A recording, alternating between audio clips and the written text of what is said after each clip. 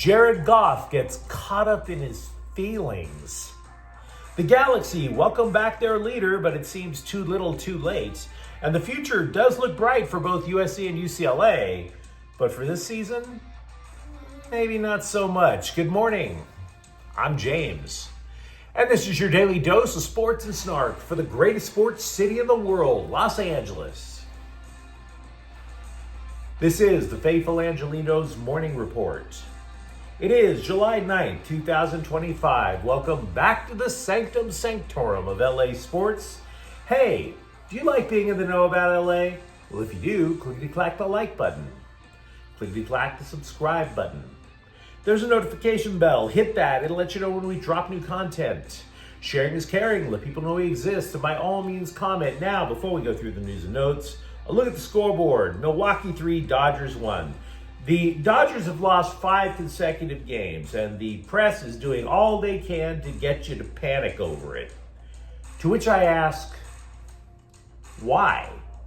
Take a step back and ask how common a 5-game losing streak is.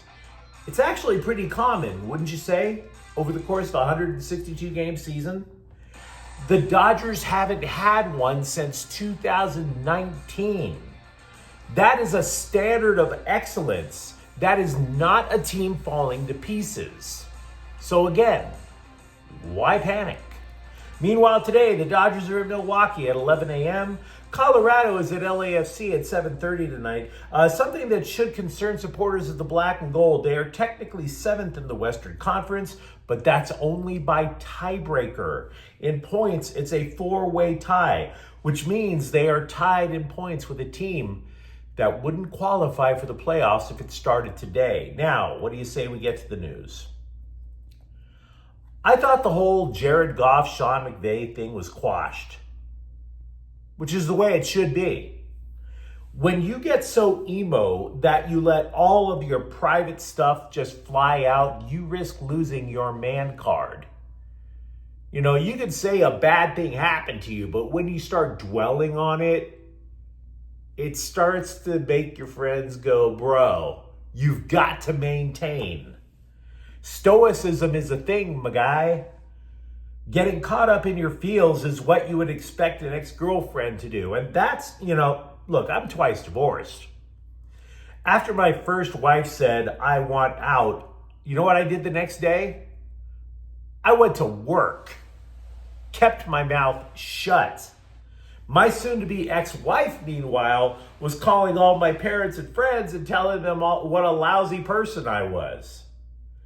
It's 25 years later. She would still love to see me lowered into a vat of sulfuric acid, private parts first. Jared Goff is acting a little bit like my ex-wife here. 4 years after he was traded to Detroit for Matthew Stafford, Goff is talking crap about the Rams. 4 years later, dude, get over it. Oh, but he's saying he's blindsided by it, and he wishes that the team was more transparent about their desire to move on. Even going so far as to question the maturity of Coach Sean McVay. Quote, 3 weeks after the last game of the season, get a call from Sean and really did not expect anything. He lets me know they're trading me to Detroit, and I'm like, whoa, okay, all right, what the hell? What's happening? I would say about 30 seconds after that phone call, it was on Twitter, unquote. Then he added, quote, you feel like you've been betrayed or like you're not wanted. And for me, ultimately, it was the fact that there was not a conversation had, and there wasn't like a, hey, we're thinking of moving on type of thing. There was nothing. You wish that it wasn't such a blindside, and you wish that there was some sort of maturity, I guess, to have that conversation and to be able to let me know what's going on and how things went down and why this is happening, unquote. Now, it is true that Sean McVay has said he wished to communicate better with Goff in the latter years that he was in LA. But to claim that McVay didn't communicate is wrong. Oh, he communicated all right, but he didn't communicate like a spurned lover. He communicated like your coach, dude.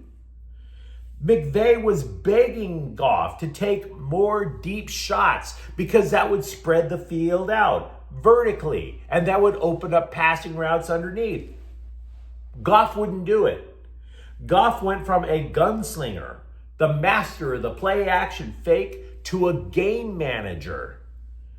If you don't do what your coach wants, two things happen. The first is you get benched, which is exactly what happened when the Rams played in Seattle in 2020. Then you get traded about a month later, which is exactly what happened. You should have known there was a problem the moment that you got benched. Is it any wonder that, by the way, that McVay wanted Stafford? Now look, I will grant you, Stafford brings his own drama because he has a clout-chasing wife. But that dude is absolutely fearless when it comes to throwing deep, even when he had a trash supporting cast over in Detroit. So Jared Goff, let me tell you something. Your former coach, he did go public after the trade, but he said nothing negative about you. He either kept his mouth shut or kept it positive. He was saying, oh, you guys text each other things like, oh, good thoughts or whatever. When Detroit eliminated the Rams in the playoffs, McVay praised you for your grit, for your resilience.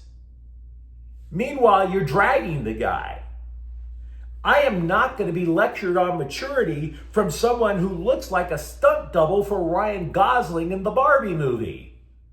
Your Lions had a 2-year window as the flavor of the month over in the NFC. Oh, those guys have a shot at a Super Bowl. Well, now the Rams have totally rebuilt themselves on the fly. They're the ones with the shot at dethroning the Eagles. And now you get called all up in your feels. They're the potential threat, and you can't take it. So as far as I'm concerned, if you want to do this, you can feel free to text your friends and sit in the dark and listen to all the My Chemical Romance that you want. Sorry that you got caught up in your feels, bruh, but Sean McVay was the mature one. You're not. Feel free to let me know what you think in the comments thread, of course. It's been almost 7 months since there's been anything truly positive to say about the Galaxy. I mean anything. They won their 6th MLS Cup in December, and since then, well, they become the worst team in the league. They inexplicably gave their coach a contract extension after just 1 league win through half the season. Now they have 2. And by the way, some of their fans walked out during Saturday's match in a political protest. There is a championship hangover. I get that. This is a championship coma.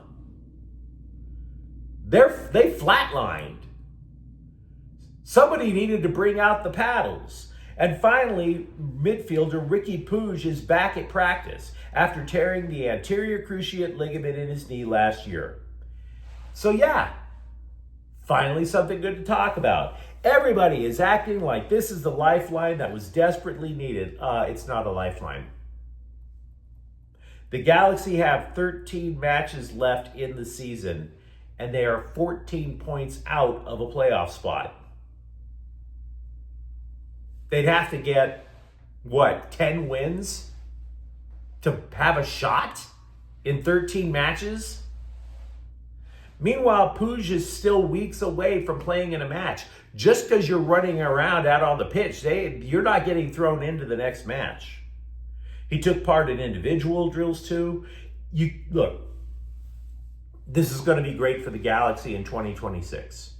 You can't overstate how much the dude meant to this team. He averaged more than 90 touches per match, and when he was the catalyst. He gets the ball, he just immediately looks upfield and just shoots the ball down for either Gabriel Peck or Joseph Painsil. They'd be off to the races with these long passes. They'd overwhelm the opponents with speed.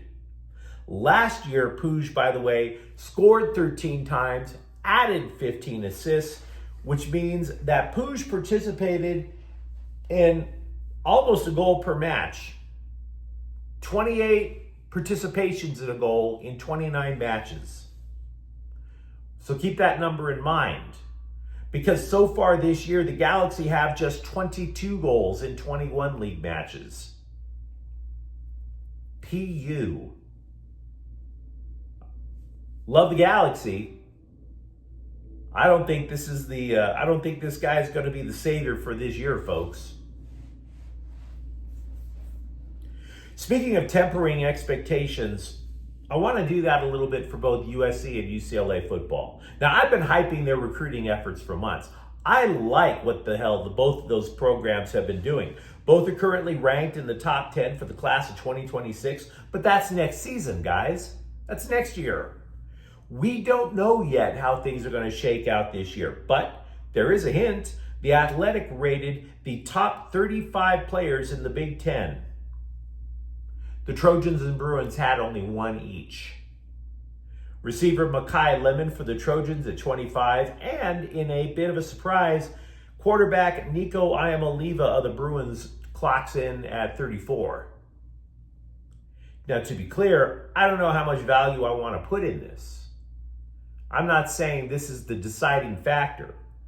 For example, there's only one quarterback, Drew Allar of Penn State, who was ranked higher than Iamaleava, right? But if quarterback matters this much in football, and trust me, it really does, this tells me that the Big Ten has a profound lack of quality quarterbacking. This means UCLA and USC could surprise a lot of people.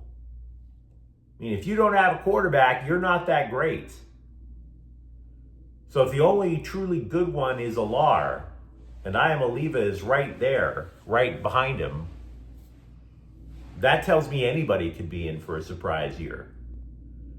So it could be USC and UCLA. Could be. But we don't have enough quality and data to go on right now. It's something to keep an eye on. The endless churn of pitchers between Los Angeles and Oklahoma City, also known as Civilization and the Midwest Manure Pit, continued as the Dodgers summoned 2023 All-Star reliever Alexis Diaz and demoted Julian Fernandez. The younger brother of Mets closer Edwin Diaz, honestly, he's had a lousy year. He lost his closer gig in Cincinnati, suffered a hamstring injury, then gets traded to the Dodgers, and did not exactly find his A game in Oklahoma City. His ERA is over 9. He walks more than a batter an inning. So sure, come on up to the big club. You totally earned your stripes. Or not. The Clippers have waived wing Jordan Miller. Now, if he clears waivers, there's a report that claims the Clippers will keep him and send him to Summer League. He was a second-round pick back in 2023, but look, we've discovered patterns over time with certain LA teams. One thing we know about the Clippers is they don't develop their younger players that well. Now, this is not to suggest Miller just needs a chance and he'll be an all-star. It basically means he's probably going to stay at the end of the bench. Look, the Clippers are the third oldest team in the NBA, and if Miller does not stay, there's a chance they're going to get even older. Late Tuesday, The Athletic reported the Clippers are the favorites to land 32-year-old guard Bradley Beal if his contract gets bought out by Phoenix. Bunch of old geezers in a brand spanking new arena. Crazy.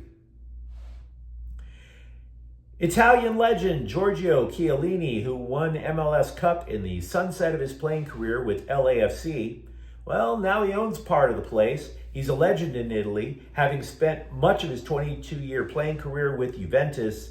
After retiring, Chiellini stayed in LA for a while as a player development coach during the 2024 season. And now, well, he's got keys to the executive washroom. But you let me know what you think in the comments thread. Talk to me about Jared Goff, and are you kind of happy now that he's over in Detroit instead of here? For that matter, Riqui Puig to the Galaxy. happy days or still wait till next year. And if you enjoy the content, don't forget to subscribe to Faithful Angelenos. We're talking LA sports every single day. Thank you for watching. I'm James, and we'll be back tomorrow. Faithful Angelenos is a Kian Corte El Queso production. Take care.